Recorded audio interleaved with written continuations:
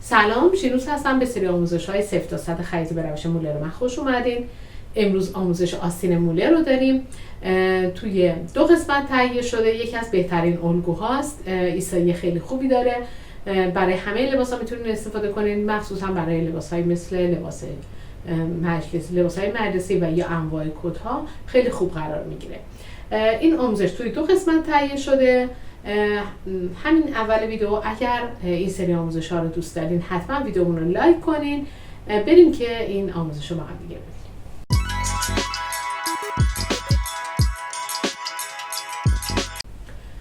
خب قبل از کشیدن این الگو ما یه سری اندازه ها و یه سری علامت ها رو باید بذاریم، اینا رو یادداشت کنید، بعدا بریم سراغ کشیدن الگو.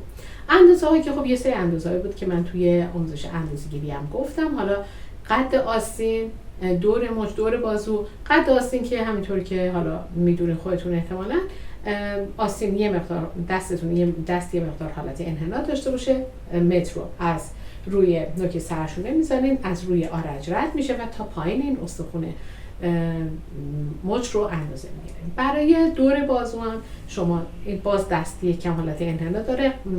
این قسمت پر بازو رو میتونین کیپ اندازه بگیرین، به اضافه 2 سانت کنین. میتونین یک انگشتتون رو داخل بذارین و یه مقدار گشادی بهش بدین و بگیرین. برای مچ هم یا اینکه مچ دلخواهتون رو میگیرین یا اینکه میخواین حتما از روی این رد بشه، میتونین دور این قسمت رو بگیرین. بعضی هم میان 3 تا انگشت رو داخل میذارن و اندازه میگیرن و گشادی میدن. این موقعی که میخوام متر رو بچرخونن 3 انگشتشون رو داخل میذارن و اینو اندازه میگیرن که اندازه دور مچشون میشه.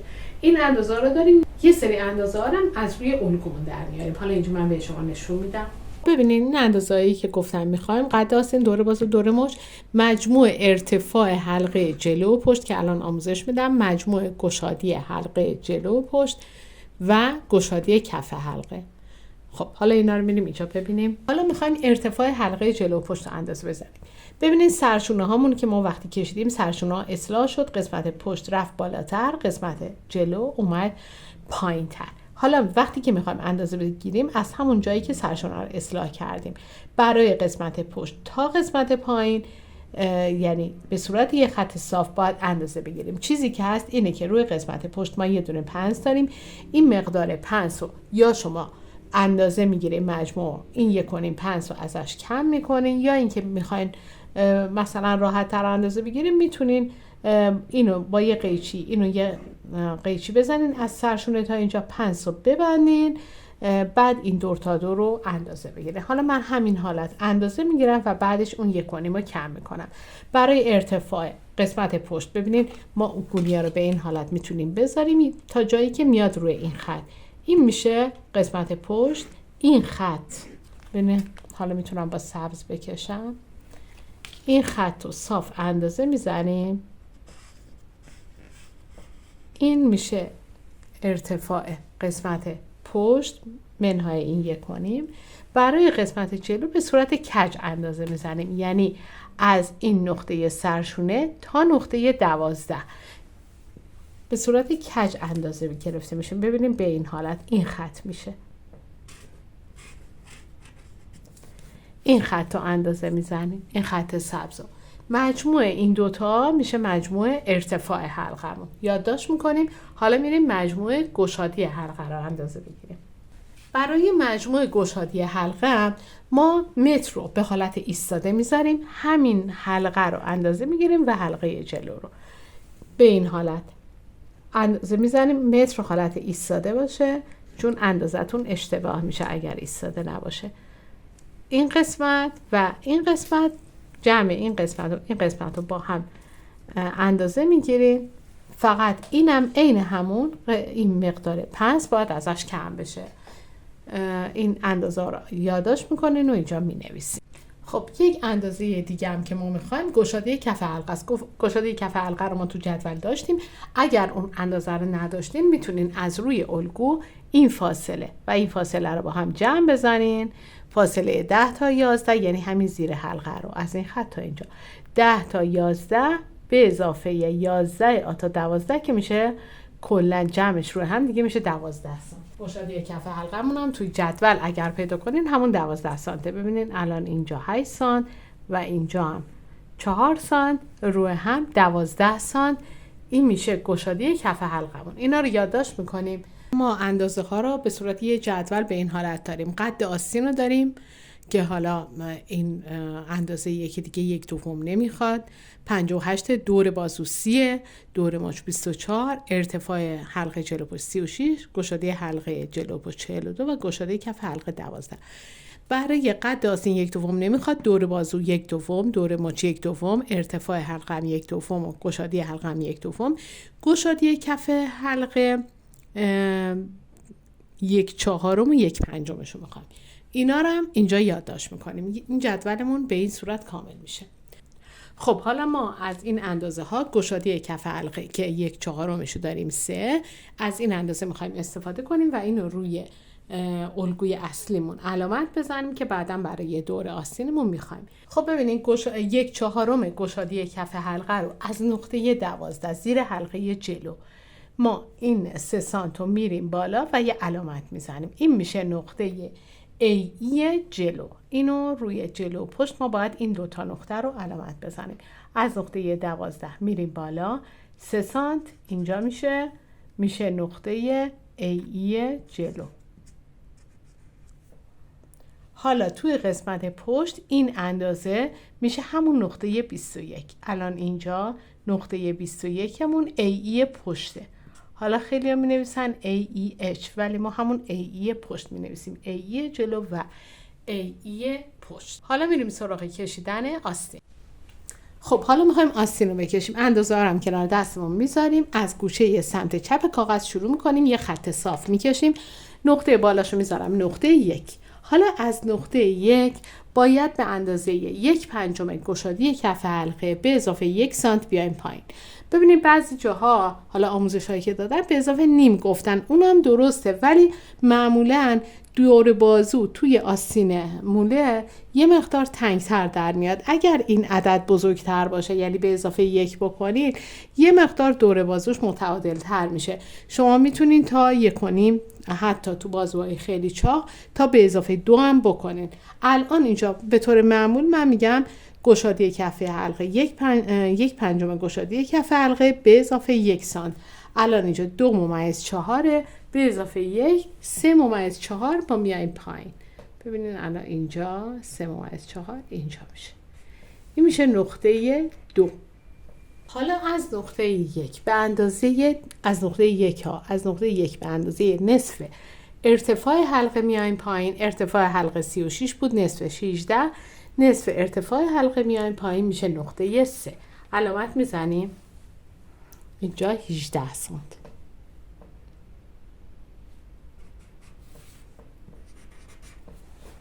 حالا اندازه های دیگر رو از نقطه 2 میزنیم. دیگه الان این قسمت به حساب نمیاد و بعداً این قسمت دوریز میشه. حالا از نقطه 2 به اندازه قد آستین میایم پایین و نقطه 4 میشه. خب ببینین از نقطه 2 به اندازه قد آستین اومدیم پایین شد نقطه 4. از نقطه 4 به اندازه 1.5 سانت 1 تا 1.5 سانت میایم بالا و نقطه 5 میذاریم. اینو الان ببینین اینجا 1.5 میایم بالا و نقطه 5 میذاریم. حالا فاصله 3 تا 5 رو اگر نصف کنیم منهای 1 سانت از 3 میایم پایین. اینجا رو اندازه میزنیم هر چقدر که بود. ببینین الان اینجا هر چقدر که هست نصفش منهای 1 اندازه میزنیم میشه اینجا. این میشه نقطه 6. حالا نقاط 2 3 و 6 و 4 رو 5 رو نه 4 رو به سمت راست گونیا میکنیم.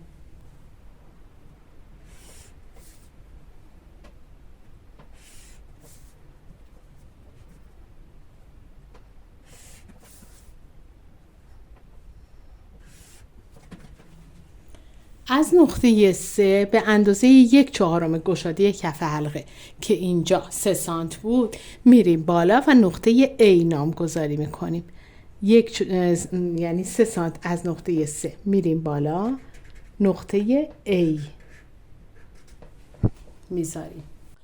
خب حالا نقطه آ رو مشخص کردیم. از نقطه آ به اندازه 1/2 گشادی حلقه، ببینین گشادی حلقه‌مون اینجا چند بود؟ گشادی حلقه، مجموع گشادی حلقه 42، 1/2 21، 1/2 رو طوری علامت میزنیم که بیاد روی خط 2 رو قطع کنه. ببینیم به این حالت الان 1/2 21، 1/2 گشادی حلقه رو 21 رو طوری میزنم که اینجا این خط رو قطع کنه، میشه اینجا.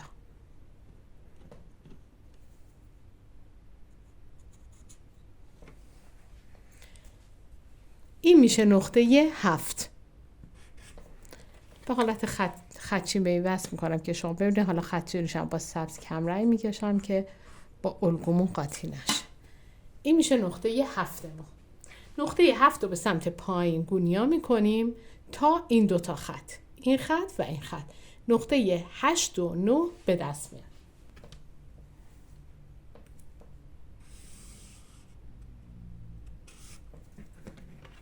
حالا این میشه 8 و این میشه 9.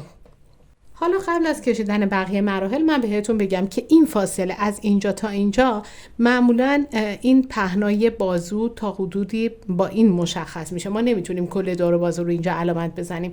اگر شما بازوی خیلی چاقی دارین این فاصله 1 تا 2 رو باید بیشتر بگیرین که اینم بیشتر بشه، ولی حدودی برای اندازه گرفتن شما میتونین 2 تا 7 رو اندازه بگیرین. باید به اندازه گشادی کف حلقه به اضافه حدود 5 تا 6 سانت باشه. اگر این اندازه بود مناسبه، اگر نبود میتونین یک کم اینو پهن‌تر بگیرین که فاصله 2 تا 7 رو بیشتر بگیرین که اندازه دور بازوتون گشادتر بشه. ببینید الان اینجا 2 تا 7 رو من اندازه میزنم، گشادی کف حلقه 12 بود، 2 تا 7 رو اندازه میزنم، ببینید چقدره؟ این 18 سانته به اضافه 6 سانته، پس درسته. این باید به حالت یه مربع مستطیل خوابیده باشه. به این حالت اگر باشه درسته، چون نرین مراحل تا جلو بریم بعد ببینین اینو اشتباه علامت زدیم. خب حالا نقطه 7 رو کشیدیم، 8 و 9 هم مشخص کردیم، میریم به مرحله بعدش. فاصله 2 تا 7 رو اندازه میگیرین، نصف میکنین، منهای 1 سانت از نقطه 7 میایم به سمت چپ. یعنی الان اینجا هر چقدر بود؟ 18 سانت. نصف میکنیم 9 منهای 1 8 از نقطه 7 به سمت چپ بریم. اینجا میشه نقطه 10 ما، نقطه 10 آستین. 2 تا 10 رو نصف میکنین میشه نقطه 11. این اندازه رو یعنی میشه نقطه 11. فاصله 2 تا 10 رو اندازه میزنین، همین مقدار رو از 8 به سمت چپ میان. 2 تا 10 چقدره؟ همین مقدار رو به سمت چپ میان. این هم میشه نقطه 12. از نقطه 12 نیم سانت بالاتر میریم، یه خط افقی کوتاهی اینجا میکشیم. ببینین اینجا یه خط کوتاهی افقی ما اینجا میکشیم به نیم سانتی این. خب حالا نقطه آ رو با خط صاف به 11 وصل میکنیم.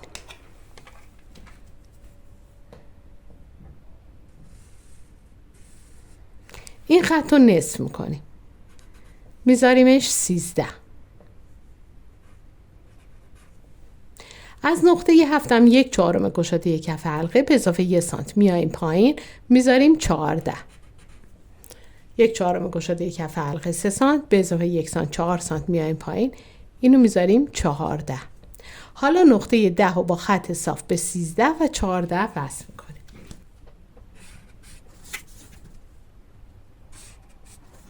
از نقاط 5 و 6 هر کدوم 1.5 سانت به سمت راست میایم. اینطوری این میشه، کنار 6 رو میذاریم 16 و اینم 15 علامت میزنیم. حالا این دوتا رو 15 رو به 16 وصل میکنیم و مستقیم به نقطه A وصل میکنیم به این حالت.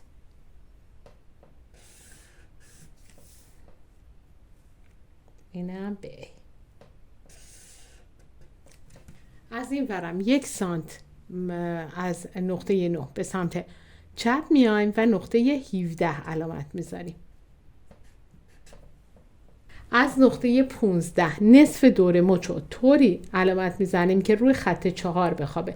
یعنی این نقطه بالاتره، نصف دور مچو اینطوری علامت میزنیم روی نقطه 4 بخوابه، میشه نقطه 18. الان دور مچمون 24، نصفش 12، از نقطه 5 علامت بزنیم، این اینجا قرار میگیره. این میشه نقطه 18. حالا اینا رو به هم وصل میکنیم. 18 به 17 مستقیم به 14.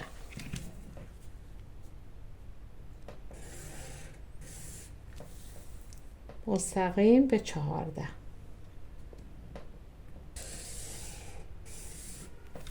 اگه تا اینجای ویدیو رو دوست داشتین ویدیو رو لایک کنین، اگر تا حالا سابسکرایب نکردین سابسکرایب کنین، اگر دکمه زنگوله رو هم بزنین ویدیوهای بعدی زودتر برای شما نشون داده میشه. خب حالا میایم روی بالاتنه. این نقطه ای رو که علامت زده بودیم تا 11 این به این حالت اندازه میگیریم. ببینید الان 6 سانت اینجا میشه. این 6 سانت رو عین همین رو انتقال میدیم به نقطه A روی آستین. ببینید عین همین این فاصله رو انتقال میدیم اینجا و اینجا میشه نقطه S. زیر بغل و نقطه S میذارن. الان اینجا نقطه S میشه. اینو به همین حالت یه هلال میکنیم. اینو به همین حالت انتقال میدیم. این میشه نقطه S. یعنی اون 6 سانت رو این شکلی انتقال میدیم و یه هلال به این حالت به سمت داخل میکشیم که روی این خط بخوابه.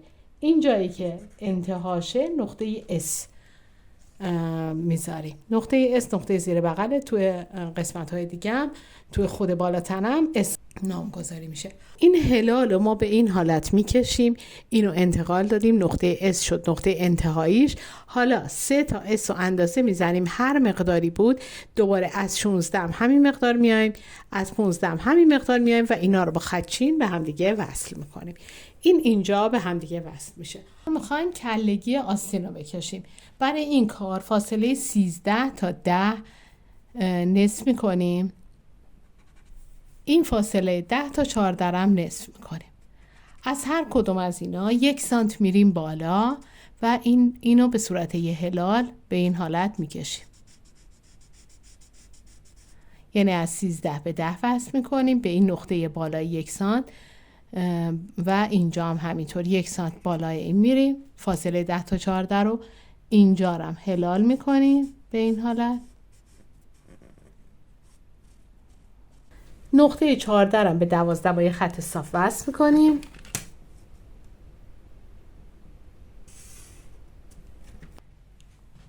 نقطه S باید به 14 وصل بشه طوری که روی این خط بخوابه و یه حالت انحنا اینجا به وجود بیاد که به سمت داخله.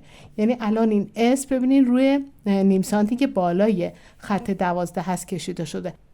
حالا از نقطه S طوری هلال میکنیم که وقتی میخواد برسه به نقطه 14 بیشترش روی خط 14 بخوابه و این قسمت داخلش هم هلال به سمت داخل باشه به این حالت. حالا این قسمت کلگی هم تشکیل شد. خب برای قسمت پایین هم ببینین این 15 به 18 باید با خط صاف وصل میشد. این باید وصل بشه. این نقاط هم شماره گذاری میکنیم که بعداً توی رولت کردن شماره ها رو گم نکنیم. این نقطه رو میذاریم 19 و این نقطه رو میذاریم 20 و به این حالت اینا کشیده شدن. حالا الان این آستین ما تکمیل شده ولی به حالتی است انگار که یه آستین دوخته شده است. این رولت نشده.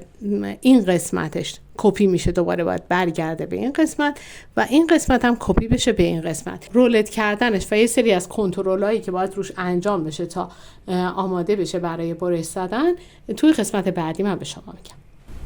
خب امیدوارم که تا اینجا یه الگو رو درست کشیده باشین. اگر سوالی و مشکلی داشتین حتما کامنت بذارین، پاسخ میدم. تمرین کنین، حتما بکشین اینو که برای سری بعد رولت کردن و آموزش کنترل کردنش رو من بذارم. ممنون که تا آخر ویدیو با ما همراه